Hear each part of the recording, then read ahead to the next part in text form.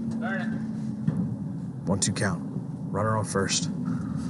Ronnie's going to rip that one, but it's going to go foul. Here we are again with another battle on Tanik's hands. He's going to be looking to get that ground ball for a double play. A little fast. You're not going to get a veteran with that. One season, you've seen, 55, so you're not swinging at that.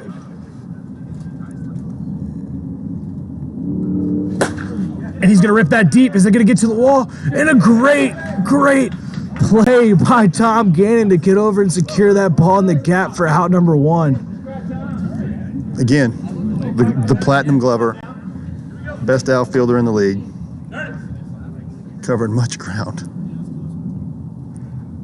Billy Santijuan, can he help himself here? Can we get a double? Yeah, if we're going to call the walk-off, we'd love to see it from the bat of Santijuan. He's going to poke that down to the right side, and that's going to get close. No, Michael Dean over there to make sure it doesn't hit the wall, but that's going to put runners on first and third with 1 out. And Ethan Ibarra at the plate looking to win this right here, right now at Hideaway Field for the Vaders. So they can turn 2 up the middle and get the out. But a fly ball, Stepna can tag and score. So they're talking about it now. They're talking over all the situations. Ground ball they're going to definitely try and get to, or if they hold it, he doesn't score. Doesn't score. If he holds it, they doesn't score. I got to go with the hold here, Brad. I got to go with the hold, unless you're hitting it to Hicks. Yeah, if it's Hicks throwing it, I'm risking the game on that. I'm risking the game on Hicks throwing it. Yeah, you got to tag up, so we got, yep, absolutely. Fly ball, 1 out.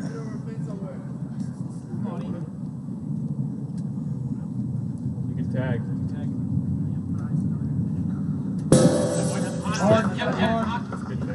Now let me ask you this. I saw somebody call for a drag bunt in the chat.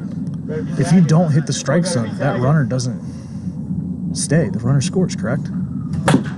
No, so I believe they've changed that, so it's the center. It's not the strike zone. It's the center to get the runner out. But he wouldn't advance. Yeah, he would advance. I mean, yeah. Look at the chat. They got some wiffle ball IQ out there.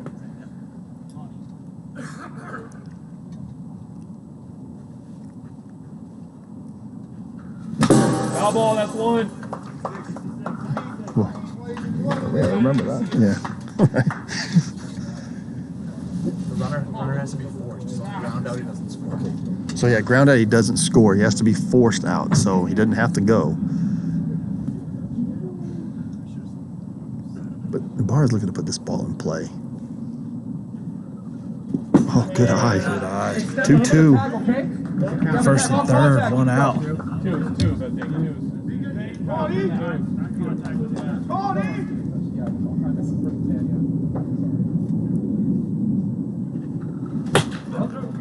What a catch.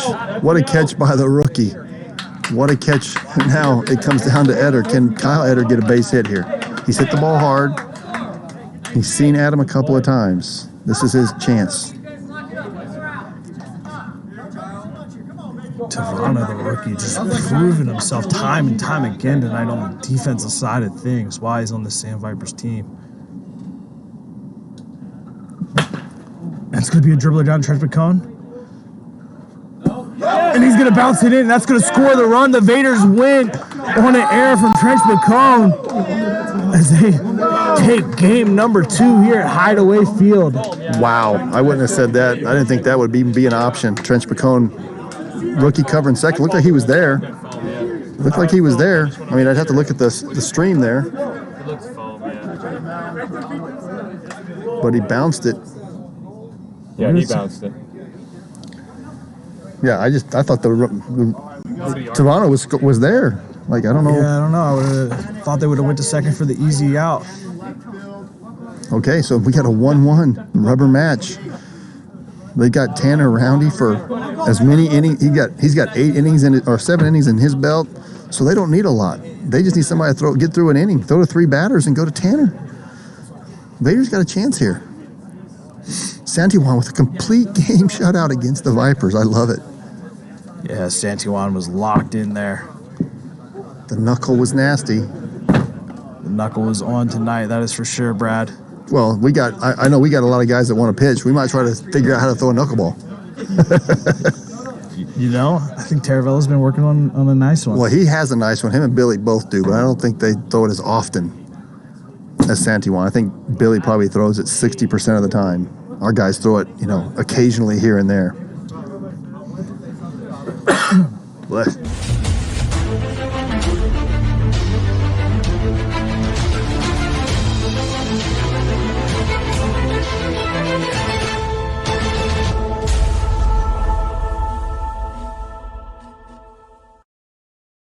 Premier League Wiffle. Yeah, unearned run. Tough way to go there. First game was 4-1, so we've had last night was an offensive display. Tonight, more of a pitcher's duel, defense. And now you got Nate Stepton on the mound, an accomplished pitcher who for the first half of the season when he was with the Stonemen could have been a Cy Young candidate. I mean, he pitched fantastic the first half of the season. And those wiffle points, wiffle bets, I should say, are open right now. Go ahead and get those wiffle points in. Yeah, he 100% could have thrown it to the backstop. I think he just was waiting for somebody to be at second, didn't see anybody covering, and got a little rushed because it was a pause. I think if he holds it, nobody scores. Because the runner would have been forced in because it just would have been bases loaded. I mean, hindsight's 20/20, but in the moment, you're trying to make that play. Yeah, it's a rare error from Trent Spicone, the Gold Glover. It's the pants. He's a hitting machine, but not a field. Not a fielder now. What happened?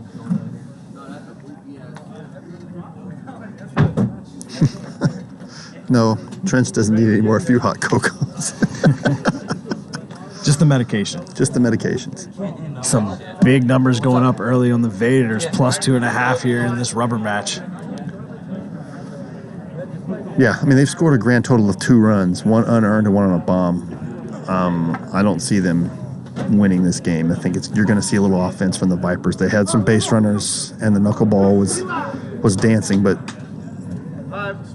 yeah, the bats are pretty dead from the Vaders lineup tonight. They're going to need to change things right now here in game number 3 as we see Adam Tanek step into the box to lead things off for the Sand Vipers. Tink on the outside pipe. So Nate Stepner features a couple of different pitches. He has a good drop ball.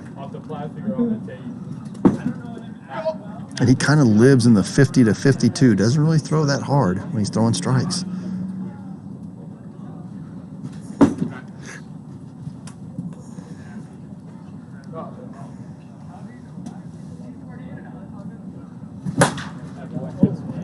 There we go. There's a double. Yeah, after that goose egg they laid in game number 2, Tanek looking to change that right here in the first inning of game 3 with a double. Caitlin Norris praising the rookie, Tavanho, number 66.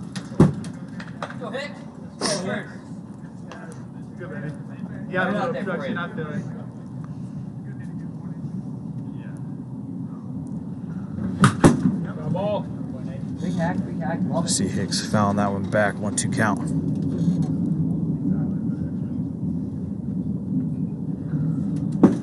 We buy our wiffle balls in bulk. I want to say we buy them a pallet at a time. This Connex box over behind left field used to be full of wiffle balls. Pallet at a time. And to note on that, we do not play with a scuff ball here. All balls are clean. These are pearls, so these are brand new game balls. Straight out of the box. Straight out of the box for the first season. I want to say it's 2 cases, so that's 48 balls that we go through. And these will probably last 3 weeks, and then we'll have to bust open another 48. That's a big walk Stepna just gave up to Justin Hicks here early on. As we see Tom Gannon come in and take ball number 1. Tom Gannon, the toy cannon. Don't let the slight stature fool you. He's got power in that bat. Just missed it. Oh, it hit the tree. Hit the Gannon skies that one foul. Sandywan looked to make a play on it, but it just hit one of our trees that are just off the right field baseline.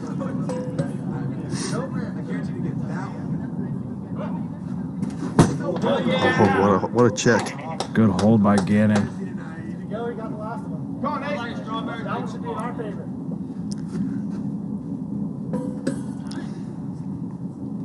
2-2. Full count, Stepna. But they can go right to Roundy. They don't have to worry about it. They don't have to throw a strike here. He can, Full count. that's 4. I thought it was full. Can I get a... That was 4? Okay. That was 4. And that's going to do it for Stepna as he walks out of this game here in the first inning, loading the bases for the Sand Vipers with no outs. Tavano going to be Rookie of the Year. Not unless he gets about 50 plate appearances. I don't think he's going to get enough plate appearances because you got some rookies that are going to get at-bats. Definitely. I mean, my goal is to get everybody 50 at-bats in the first 6 weeks so we can see what we got. Got to get them early. That way they're playoff eligible as well, Brad. Yeah, I don't want to be fighting to get playoff eligible because that's the goal for every team out here. But again, here are the Vaders going right to their ace, Tanner Roundy. Walked out in the second inning of the last game, so he's got 7 innings. He can go complete if he can find the strike zone. He should be okay. Bases loaded, nobody out.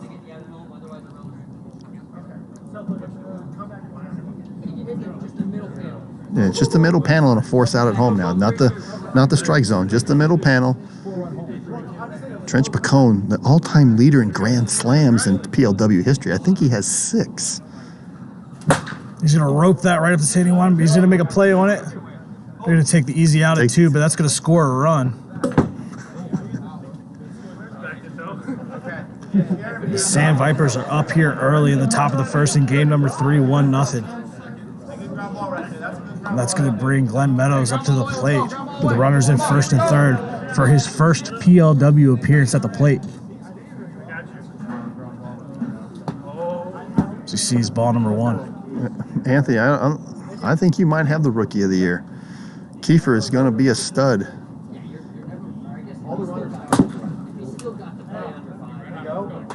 He'll definitely be in the running because he plays both sides. He's going to pitch and he's going to hit, so that'll be awesome.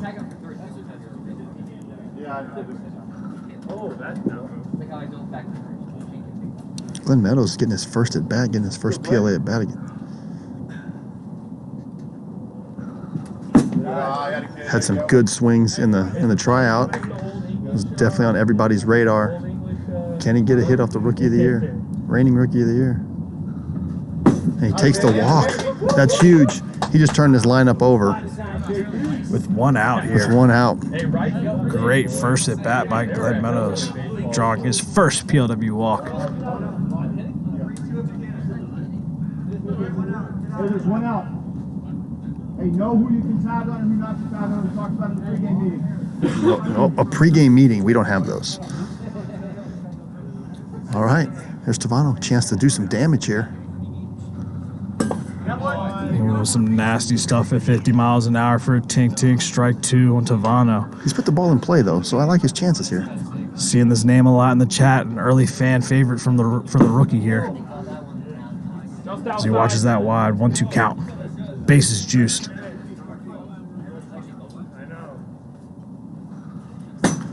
No chance Robles gets enough at bats. He's not going to move to Vegas. No shot. No shot.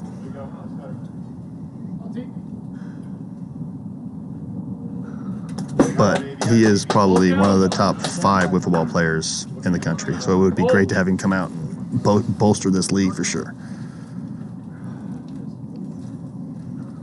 And Roundy walks him in a big spot. And that's going to bring another runner in for the Sand Vipers.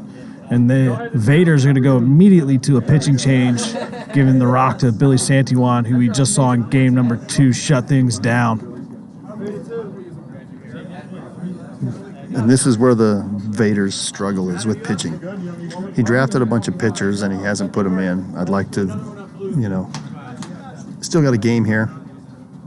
But using Santiwan up, he's only got 3 innings. You're going to use one with 2 out, with an out already? Yeah, I think this would have been a good opportunity to give the rock to one of the newer guys on the field, but I can understand in the spot with bases juiced and Tanek at the plate, and Santiwan proving why they just gave him the rock to pitch, because they got the big bat of Adam Tanek out there with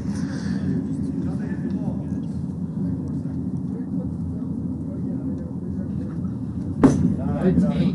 53.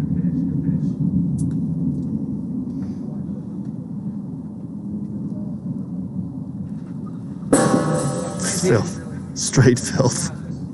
Nasty stuff there from Sandy Juan.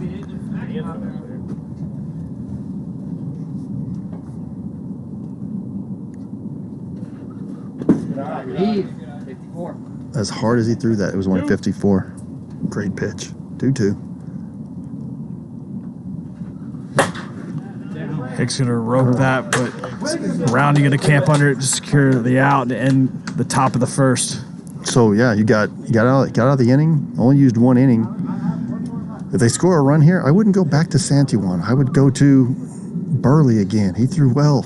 Other than that one big swing, he pitched well. Or go to Slusher. Go to Jameson. Although Jameson is still dealing with a little foot problem, he might not be available just here for support. But now you got the ever crafty Trench. Only thing missing in Trench's repertoire is he's not left-handed. He is a crafty righty. Yes, he is. The Trench is a ball that literally might stop in midair as it gets close to the zone.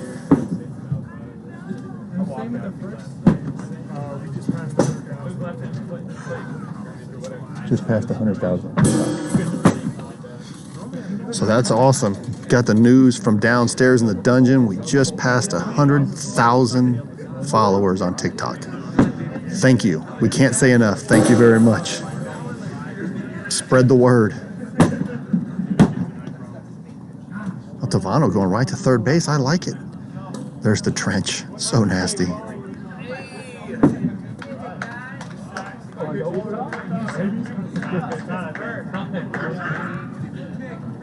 Yeah, so if they walk two guys in a game, they're done for that game. Walks are kind of a big deal in this because pitching depth has always been the strength of some teams and the weakness of others. So walks are huge. Get people on bases. One hit can do a lot of damage. Come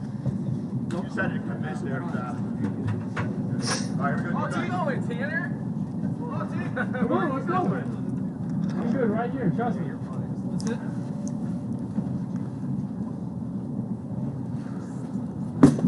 Trench with that, just a different speed you're going to see. You're going to see a lot in the 40s, not so much in the 50s. Oh, Dragon Lady gifting again. There she goes. Coming in huge with some big-time subs. Can't hit it there. They've got the premier outfield right now with Gannon and Harley, in my opinion. And they cover a lot of ground, those two, and they let you keep three guys in the infield. Santiwan, the hero of game one. Can he start him up in game three?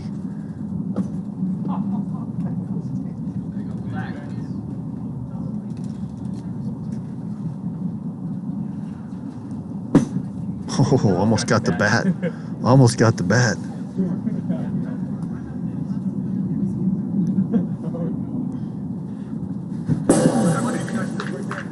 .42 and unhittable.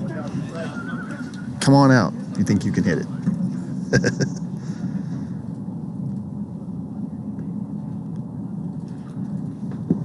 Said you want to get a wear that one. Don't rub it. Full count.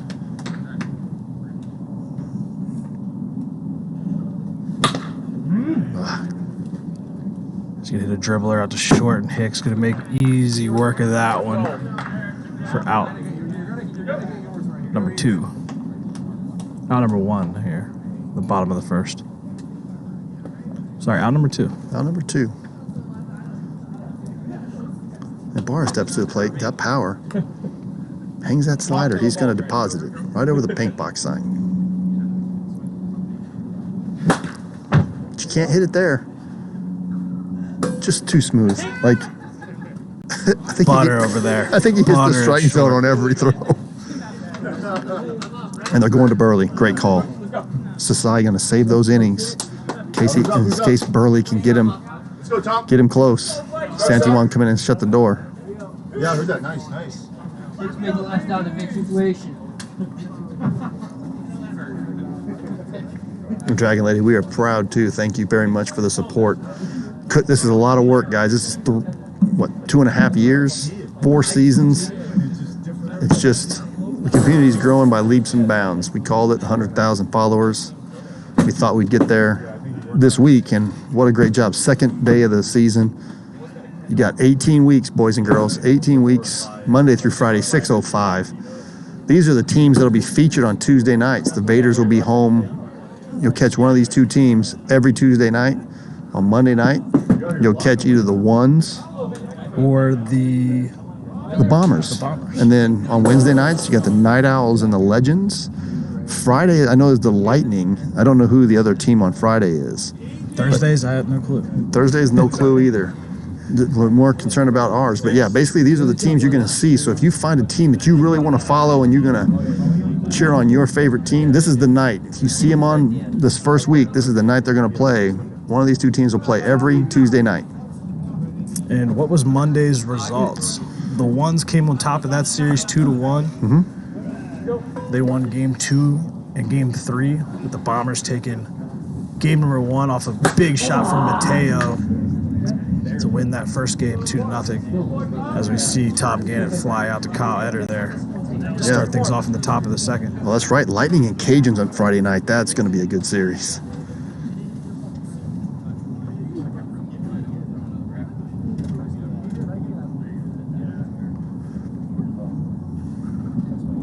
Scott Burley coming in. Did an outstanding job in the first game, keeping the game close. Needs to do the same thing here.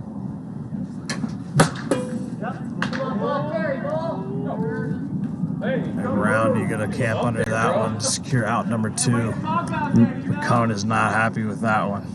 Just missed it. Glenn Meadows going to bat here. Turned that lineup over and led to a couple of runs. Can he do it again with 2 outs? Second at bat in the PLW for the rookie. Let's see what he does. He's going to hit that one right back to Scotty. He's going to secure that to end the inning. Scott Burley coming in and saying, I belong. Great pitching by Scott. So happy to see it. Glad he found a spot here on a PLW roster. I know he was fighting for it for a minute down there in the Taco League. It's good to see him up here at the big show. Oh, Thursday, Warbirds, Snappers. Ooh, battle. There we go. Warbirds are my sleeper team. I like them. I think Jim Dodos might be a way too early Cy Young Award-winning candidate. I think he's going to pitch with Murcio the whole year, Buck Burner in the infield, Matty Patricus. They're going to be, as long as Warfield doesn't take the field, I think they're going to be fine. Shout out to my guy, Chris Warfield. Manager and owner of the Warbirds. Get things underway here in the bottom of the second. Kyle Eder stepping into the box for the Vaders.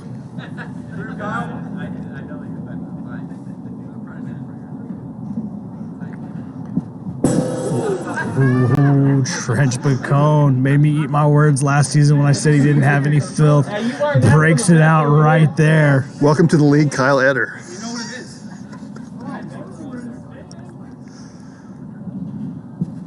Oh, Trench says, sit down. Don't worry, everybody's done that at least once. Nasty stuff from Bacone. Fooling Eder on that last pitch to get the strikeout. As you see on replay, he's just dumbfounded by that one. Brings Alonzo Valencia to the plate. He's going to foul that one back. Zoe, an ex-Viper. So he's played against these guys a lot. He's seen the Trench. Trench, you got to change it up. Zoe is a power hitter. Don't let it fool you. You mess something up, he'll pull it on the Connex. Now we're going to slip away from Bacone there. 2-2 count.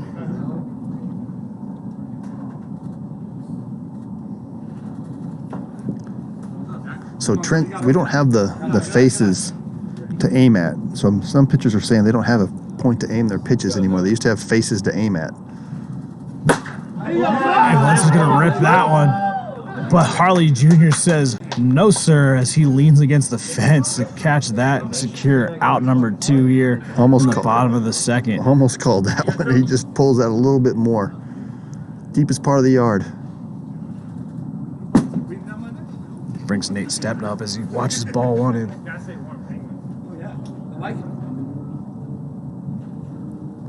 That's twice now. Trenches went deep to that part of the field, and he just hasn't cleared the wall. Yeah. It's coming.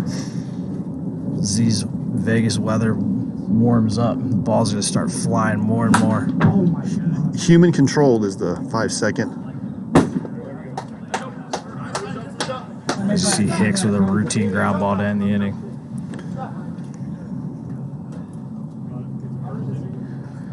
What's going on, guys? You're up here in the booth rocking with Brad Ogden, myself, Ethan Wigfield.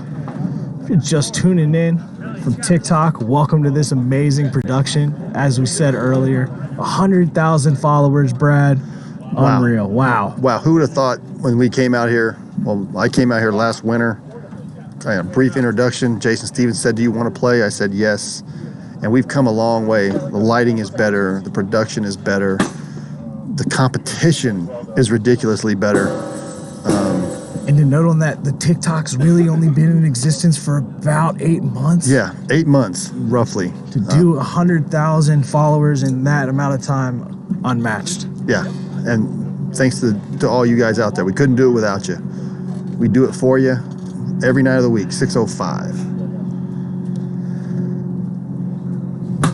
Scott Burley coming in for his second inning in relief. Can he do it again?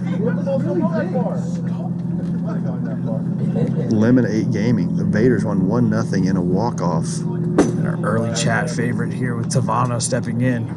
1-2 count. Can he get this inning started for the Sand Vipers? 2-2.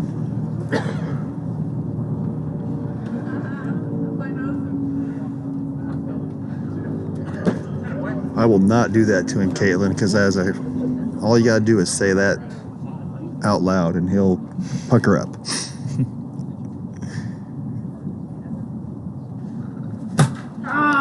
And he's gonna fist that one. Scotty gonna tap right under it. Scotty playing well. I'm very impressed. Kind of sad I sold that for. He'll zoom in on it. Okay. I'll just leave this here for you.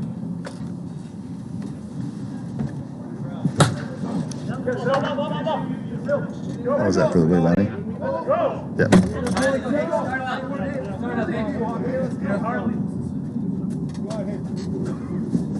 Yes, I'm going. 50. Find what you like.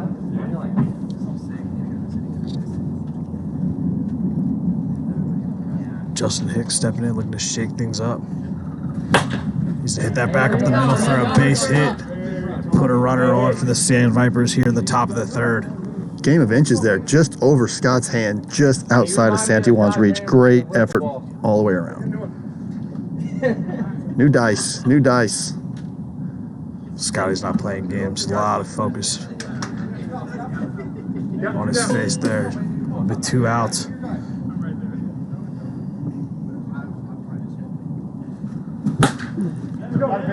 Ganna's going to rope that into right, and that's going to move the runner over to third. Come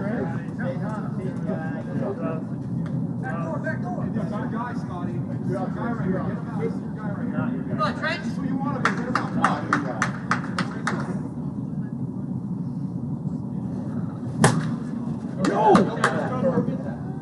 Santijuan going to make a great play on that. Hey, guys, only chasing 2. Let's go. Hey, Scott gets another inning, shutout inning, pitching great. I'll let you read away. Take a minute to go to our newest sponsor here at the PLW, Leilani Acuna, the official realtor of the PLW. Whether you're selling or buying your first home, you now have a realtor trusted by the PLW players and family. Awesome, awesome. I'm not in the market anymore because golly, but if you're in the market, you better get on it quick because there's no inventory. I do this for a living, building that stuff, and the houses are going as quick as they can. So Leilani, keep your finger on the pulse and let us know what you see. Especially here in Vegas. My roommate and his girl are looking for a new place. They walked into a spot to view it, Brad. Gone. Realtor called in the middle of the viewing, said, "Nope, sorry, this one's gone." Yeah. They are flying like hotcakes here in Vegas. Yes, it's crazy, crazy.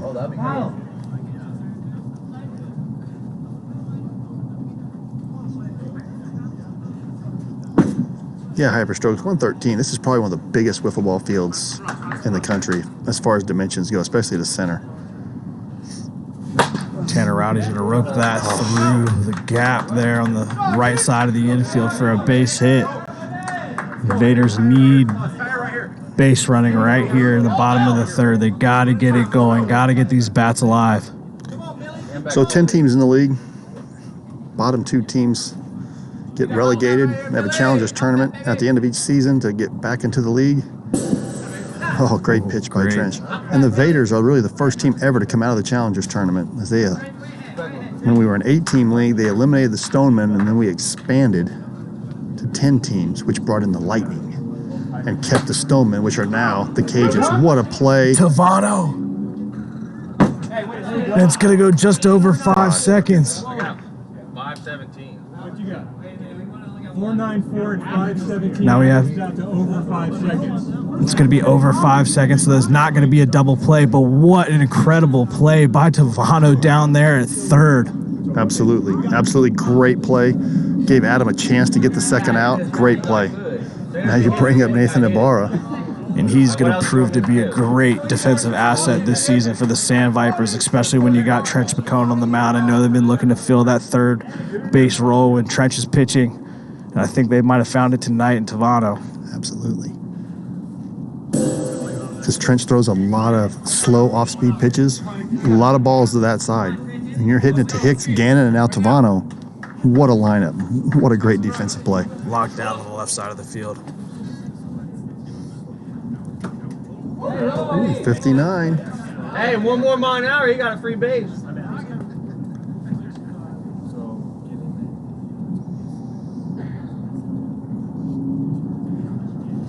The bar's going to rope that, but Gannon makes an incredible play. Are you kidding me? Tom Gannon bats it up in the air, then lays out for it. Oh, my goodness. Clip that, boys and girls. And he didn't trap it. That's a clean catch. What a play. You're seeing it. What a great play. I got no words. That's got to be a web gem of the week, Brad. Call up Sports Center. Clip that one. I'll send it in. I got no problem with that.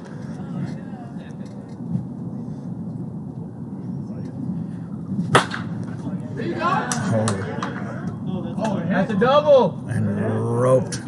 2 bases. There's Eder. He's going to figure it out. But it's a dirty double. Dirty double. And that did get by Tavano over there, but that was a great job to get his hand on it to hold that base runner at third. Absolutely. So if it is touched before it gets to the wall, that's going to be known as a dirty double and only advance 1 bag from the base runner. Yeah, so you just advance the number of bases that the batter will. So if the batter goes up 2, you only move up 2.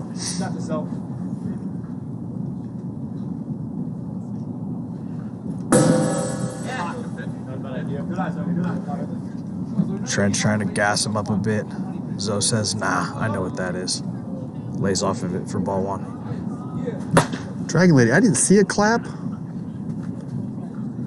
Oh, and a rare error from Justin Hicks. And that's going to score a run for the Vaders, making this a 2-1 ball game in the bottom of the third. And ladies and gentlemen, we saw it earlier with Trench McCone thrown in the dirt to lose that game. You see it again here. Is that going to come back to bite him? No clap, Dragon Lady, but still a great play from Tom Gannon. 2 down. Base hit step now. Can he continue the hot streak?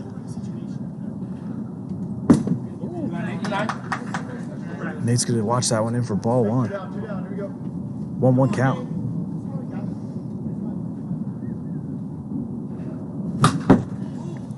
Ooh, just missed it there. Fouling that one back. Nate is not trying to get a single here.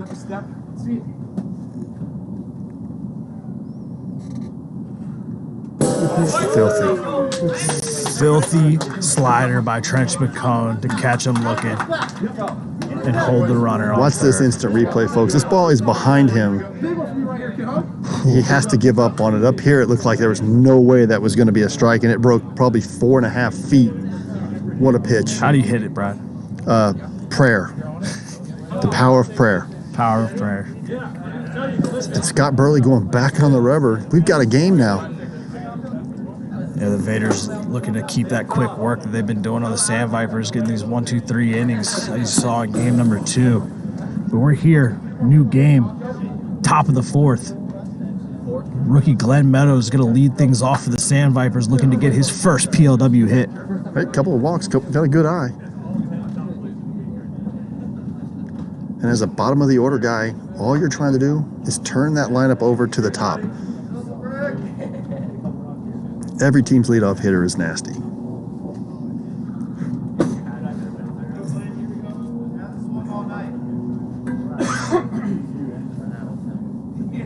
Two 1 count.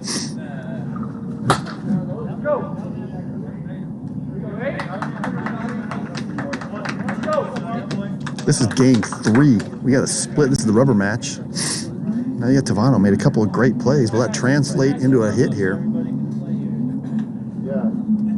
Oh, just missed. Good slider.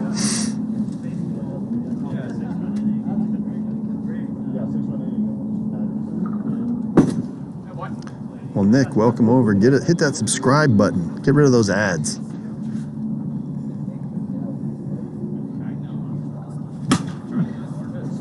Fouled out and back. 1, 2 count.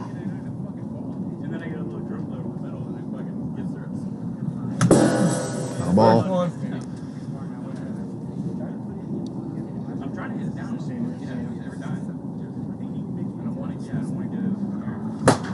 Oh, there it is. Tavano getting himself a base hit in game number 3.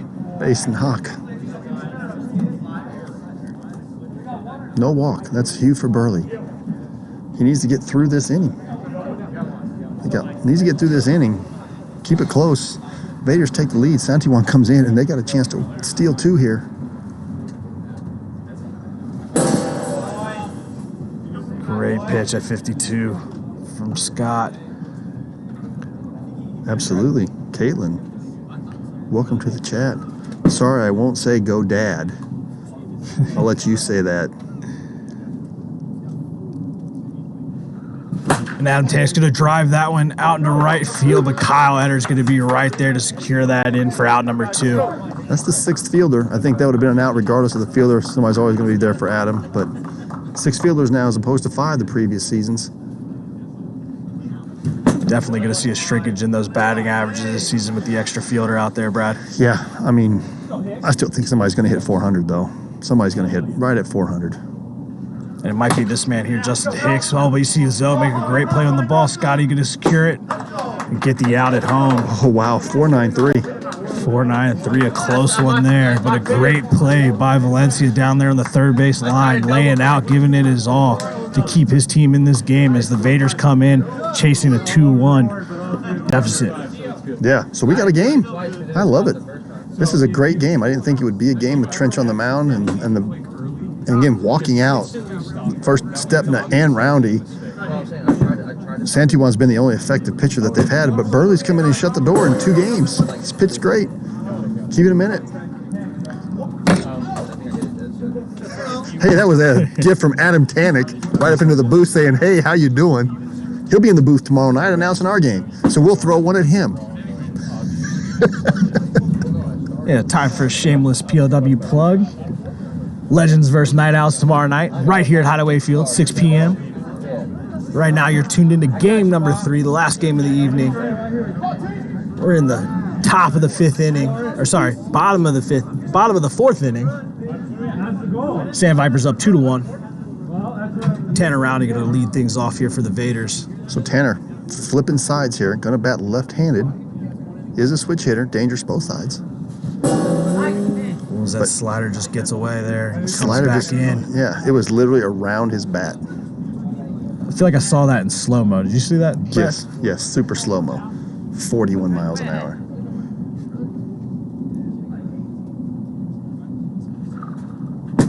He's going to come over top there and just miss. 1-2 count. Where you go? I was trying a little Tanner action.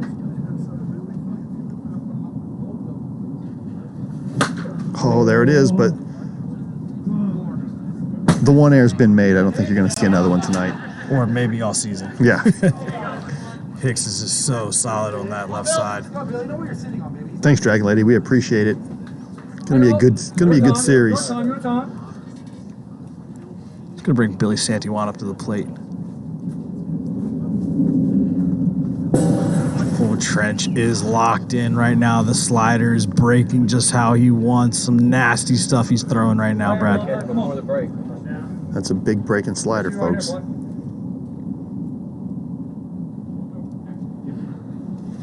We'll try to get up and in. Brushing back a bit, getting his head a little bit. Santijuan's got to lock in. Ooh, nasty stuff. Great pitch by Bacona. Just kind of waste one in the dirt and get him chasing there. Thanks, Drag Lady. I appreciate it. I'll be sitting on the bench cheering my guys on.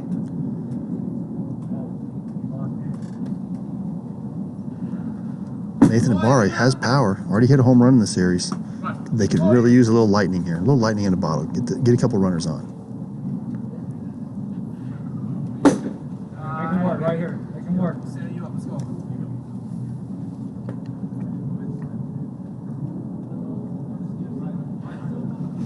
And that's back deep. Is that going to have enough juice? And he does! Ethan Ibarra with the bat flip off the home run. Wow, this is a tie ball game you have right here in the bottom of the fourth as Ethan Ibarra goes deep off Trench Bacone. There it is, the little lightning in the stick that we called for. He's got the power. His second shot of the night. And this is a tie ball game, Brad. Wow, what a shot. What a shot. Now we got a ball game. Kyle Eder, another hot hitter, putting the ball in play. And there's the nasty, nasty, nasty slider.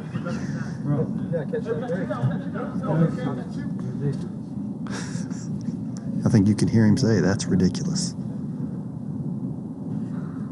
And Trench speeding him up, see if he'll go after it. You can tell Trench has been working in the offseason.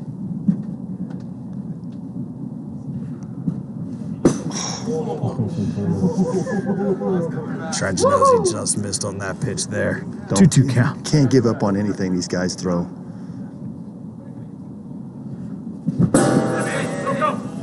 All right, we got us a ball game. Top of 5, 2-2. Vader's Legends. And Scott Burley going back out there. I love it. Society saying, you've gotten us here. Let's keep it going. Yeah, Scott has been rocking. And you know what it is, Brad? It's not like super nasty stuff that he's throwing out there, but he's keeping the ball in the ballpark, giving his team the ability to make some defensive plays for him. And the Vaders seem locked in, you know, carrying off the big bat of Ethan Ibarra, going yard right there in that last inning to tie the game up. The Vaders are going to need to shut down the Sand Vipers here in the next 2 innings to win this one out. Yeah, absolutely. So it's a head-to-head game. You've got Burley pitching well, keeping his team in the ball game, and then capitalizing on an error, and then a home run from Ibarra. He's got 2 home runs on the night. It's good to see. I like to see the Vaders battling close games. These low-scoring games, the Vaders are a tough team. They got good defense, and they still got. If they get a lead, they got Santijuan in the back pocket. Yeah, I wouldn't be shocked to see him come in here in the bottom of the 6th if they go up. Tom Gannon going to lead things off for the Sand Vipers here.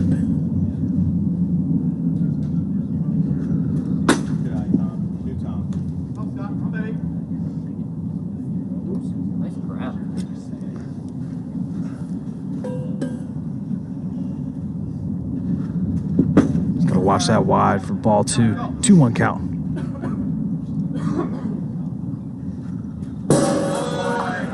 What a good slider. What a good slider.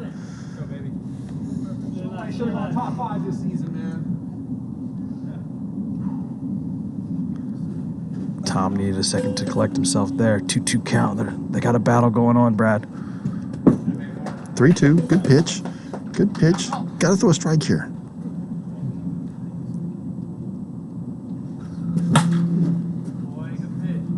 What a great pitch. Scott has to throw a strike there and does. What a great pitch.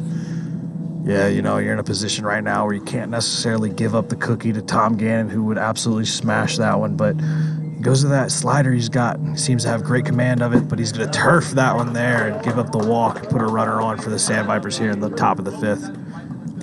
And I don't think that they're worried about that walk. To be honest with you, I don't think they're worried about that walk. You got Tom Gannon has home run power. Picone as well. He's getting Trenchy close does- tonight, but the bottom half of that lineup is, a lot of rookies in there right now, Brad. It's going to be tough. Just misses with the pitch there.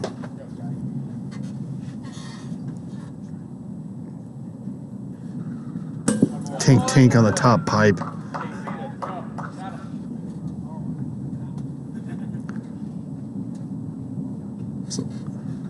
So Uzi Capped, if you are tuning in for the first time, you got the Vaders and the champ, the Sand Vipers. They're the defending champs. Vaders are playoff team. These will be your Tuesday night teams. One of these teams will play every Tuesday night for the next 17 weeks. This is their home night. Tonight, the Vaders are the home team and the Vipers are the visitors.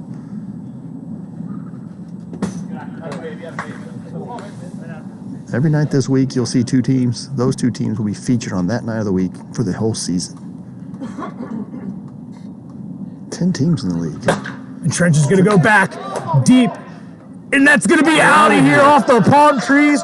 Trench McCone finally finds the strength to get one out of the ballpark, and that is going to be a 2-run shot for the Sand Vipers, putting them up 4-2 here in the top of the 5th. Looks like Nate hit the tree with his hand. What a shot by Trench McCone, having a series. Just a series. And then their selfies. The Sand Viper selfie there to celebrate. Wow, Trench McCone just blew this game wide open for the Sand Vipers. What a shot. Got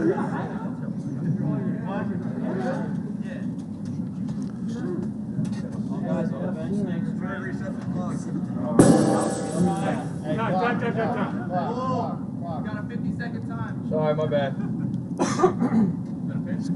Glenn Meadows is going to watch strike 2 come in there.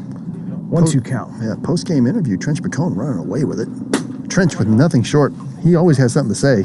Yeah, I think if the Sand Vipers hold on to this lead, that's who we got to go to.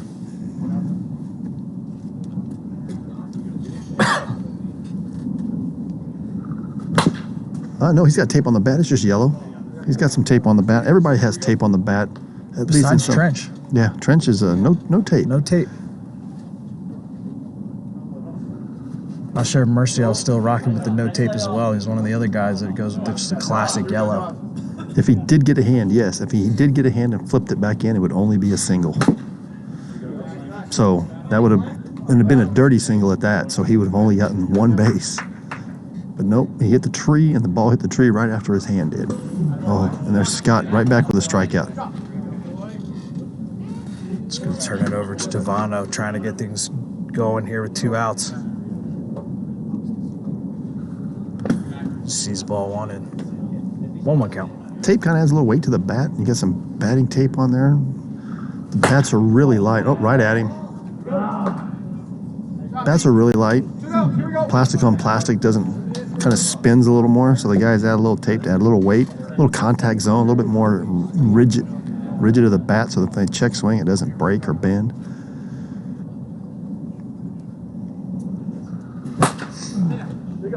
Ethan Barr going to gobble that up and throw it in for the out. So they're still in this game. 2 runs is not that big of a deal. The Vaders have been scratching and clawing. That's what they do.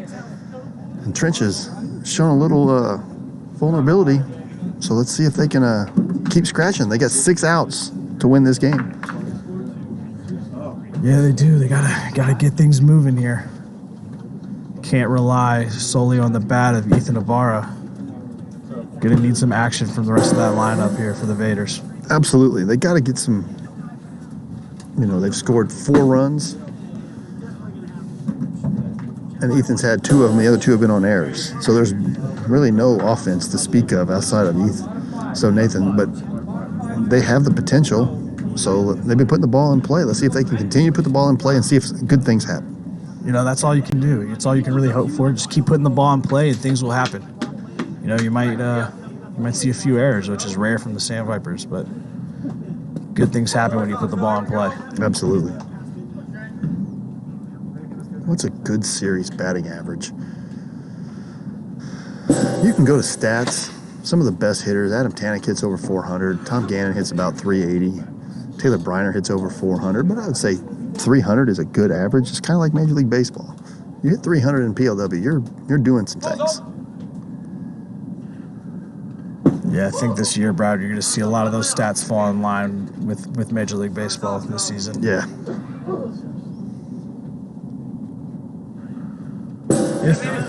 If there is a season. Well, yeah, Major League Baseball have a season. There's too much money to be lost, but we'll take up all their viewing. We'll be the Japanese baseball or the Korean League Baseball. You know what? It's great for us because we'll gladly take that ESPN contract to fill the void. Nightcrawler, how do you get on a team? We have tryouts. After each season, open tryout, just contact us through social media. We'll tell you when the tryouts are. You come out and show us what you got. 25 guys got added to the league this year. 6 of them are actually in this game today. 3 from the Vipers and 3 from the Vaders.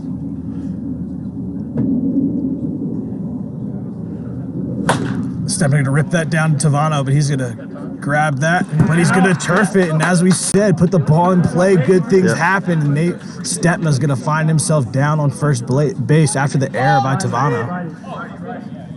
Yep. So Tanner, a dangerous hitter here. He's just missed twice. Now he's going back to the right side, his more powerful side. There's a single. Harley keeping it in front. That's going to go to the right side, Brad, so that's going to put the runner over on third. And the Vaders are getting things rolling here with 1 out in the bottom of the 5th. It's going to bring Billy Santillan up to the plate. So here's the thing. If they go throw the ball a second and they don't throw it, that runner from third will not score.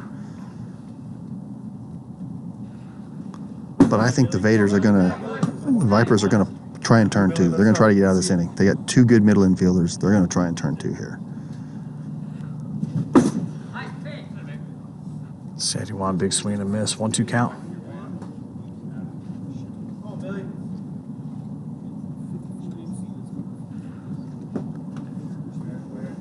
Santillan going to wear that. Pushing the count 2-2.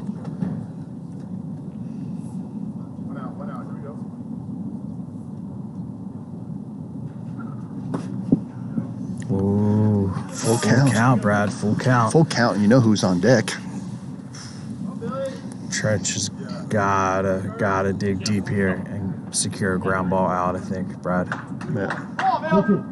Otherwise, this game might get blown open.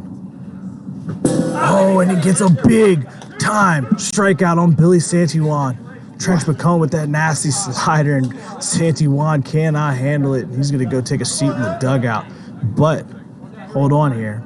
Last at bat went yard. Ethan Ibarra is going to step into the box and try to shake things up for his Vaders. That's a good take right there.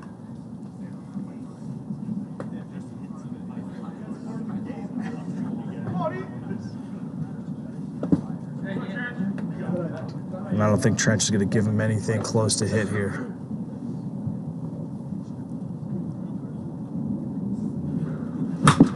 Oh, just missed. Good Just swing. missed that. Great swing by Trench Ibarra. went right at him with the slider, and the one he just hit out, he threw it again.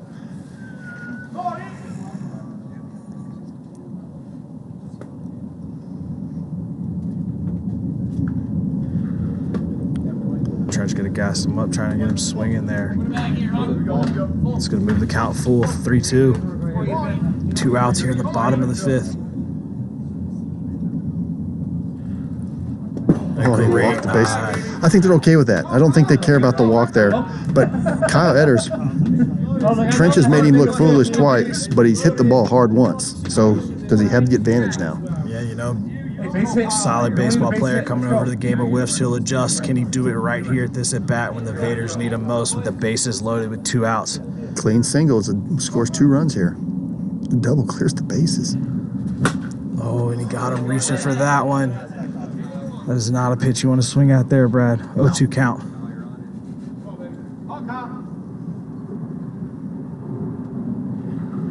Gassing him up. There's Trench pitching. Yeah, good eye by Kyle to recognize that. Oh, full count. 2-2, 2-2, 2-2, 2 on bases loaded. Bottom of the 5th. No bigger moment right now for Kyle Eder.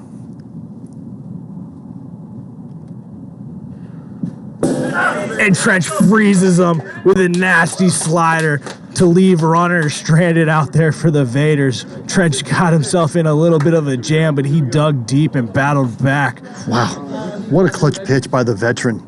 Great pitch, gets him out of the inning, bases loaded, and the Vaders go right to Santiwan, trying to keep him close. If he goes 1-2-3 and you get the Vaders got a chance. They do. And Santiwan, we already seen earlier in the night the ability to shut down this Sand Vipers lineup. He's going to look to keep that rolling here as Justin Hicks steps in to lead things off for the Sand Vipers. An Eder out in right field, head against the wall. Devastated. Nothing to be ashamed of. It was a great pitch by a great pitcher. He'll figure it out. He's technically just a rookie. He'll figure it out. He's too good.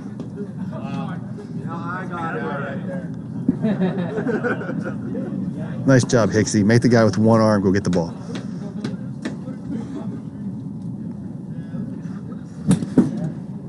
Hicks going to foul that one off around the count of 2. Santiwan still dealing.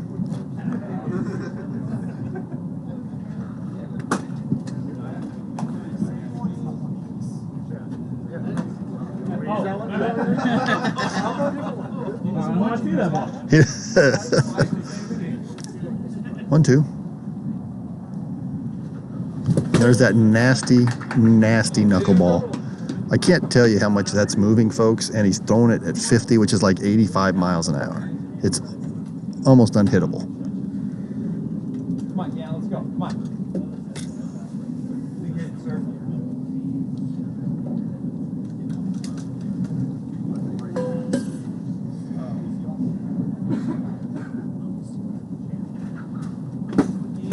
Tom Gannon steps in to watch ball 1. 1-1 count. 1 out here. Top of the 6th inning. Santiwan dealing, freezes him there. I can't do anything but laugh because I'm glad I'm not in the box. The bottom just falls out on that knuckleball. It's so nasty. He's going to throw it again and get Gannon. Huge out for the Vaders there. They need one more out to get this 1-2-3 inning. If you have to take Gannon or Trench, well, it depends on what you're asking.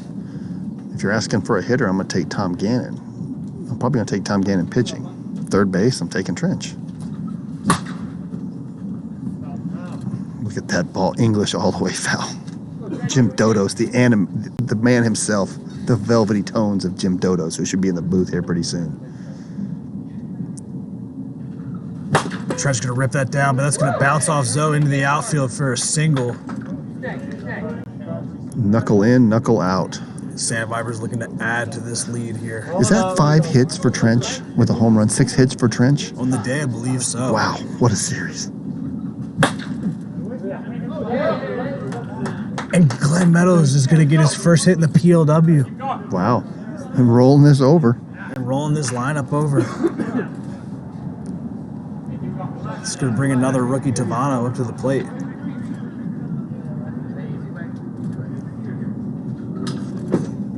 Gotta watch that for ball 1.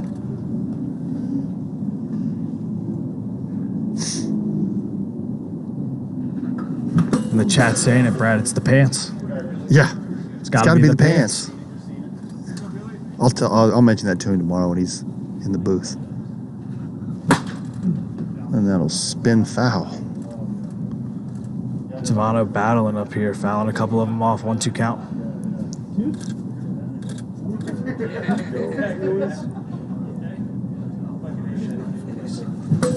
Most hits in a 3-game series. I know that Tanik in a 3-game series against us as the Tomahawks had 7 home runs.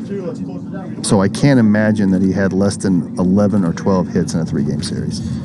And it was not pretty to watch or be a part of because it was painful. Like I think I have like a chiropractic adjustment when it was over.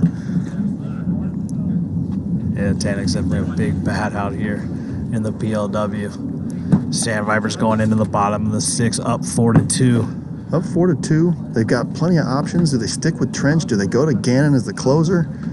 I think they're going to stick with Trenchy. I think that's what they're going to do. No, they're going to make the move. They're going to bring Tom Gannon in to close it out. We're going to have a pinch hitter, Battistoni for Valencia.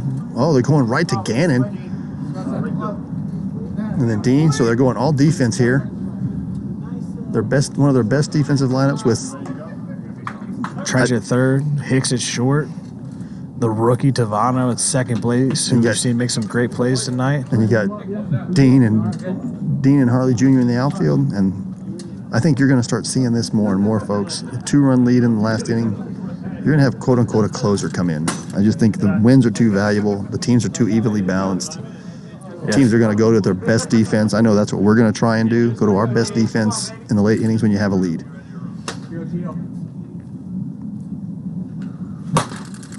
He's going to rip that down to Trench, but he's going to make light work of that and secure out number 1.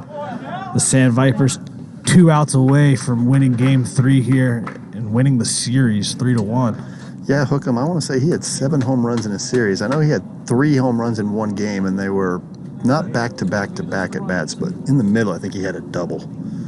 It was not pretty to be a part of. There you go. And there's Nate Stepner with the hit train. That's his 4th hit of the night. Looking to get things started here. That's going to bring the big bat of Tanner Roundy up to the plate. Looking to keep it going for the Vaders. Last season's Rookie of the Year. He watches ball 1 in there. 1-1 count. Yes, you get 4 balls for a walk. Only 3. You start 0-1. 4 balls for a walk. 2 strikes for a K. And there you hear that pop. He's putting that finger in, and what he does is the same arm motion going to come out just a little bit slower. Lets him throw as hard as he wants, and he's going to keep it under 55.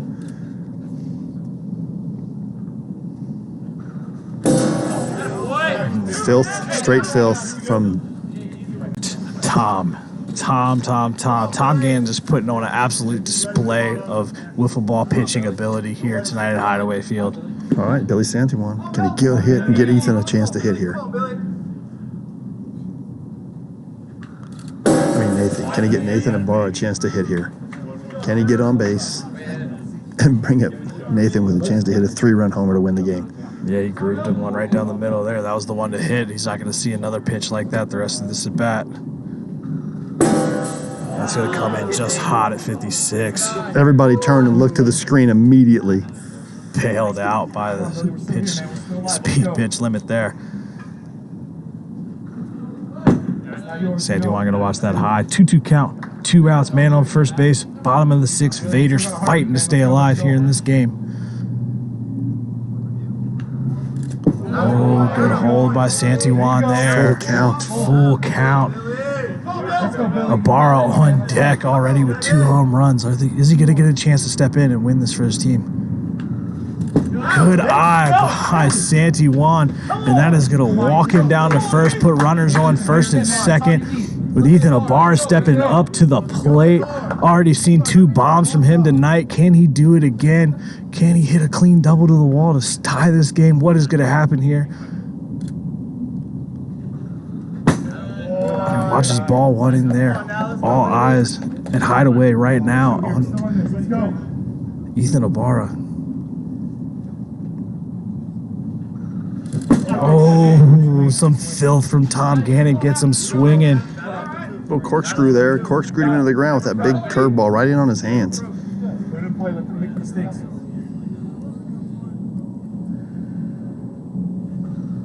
Ball game. Ball game. Tom Gannon shuts it down. Great job to come in and get the close there. Absolutely. I'm going to say Trench Pacone is going to be the one in the booth. I'll let you do the Trenchy. I'll let you do the festivities, as Trenchy has no shortage of words. Some great wiffle ball action here tonight at the Hideaway. Sand Vipers take 2 of the 3 games here tonight. We're going to bring Trench Pacone up into the booth for a quick interview.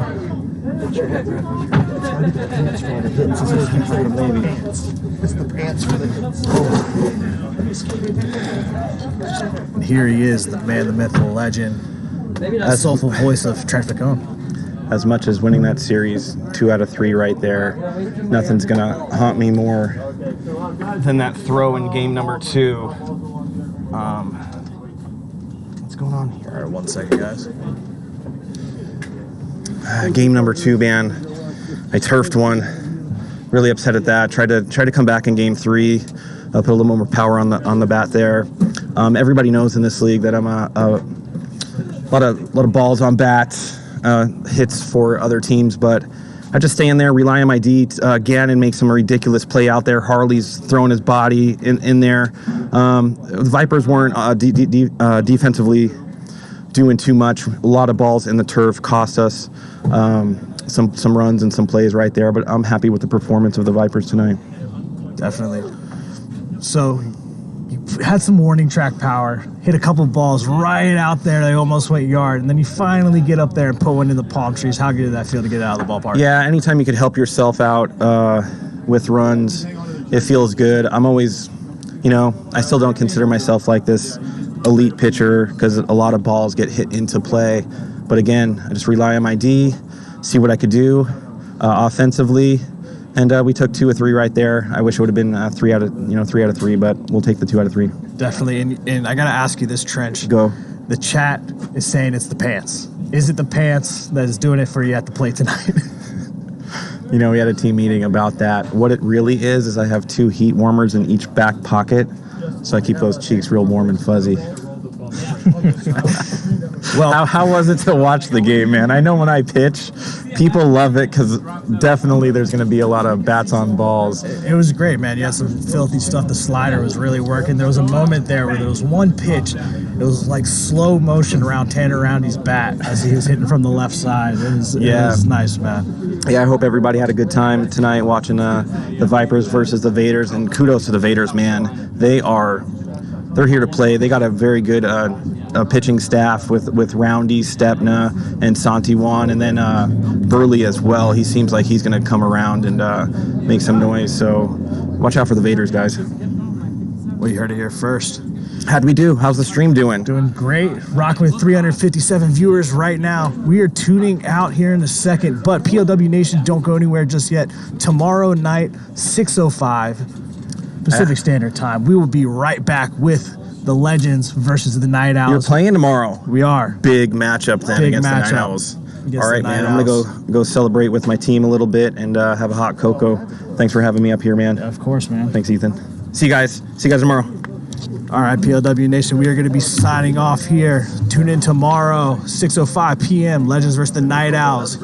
We'll see you back. Peace.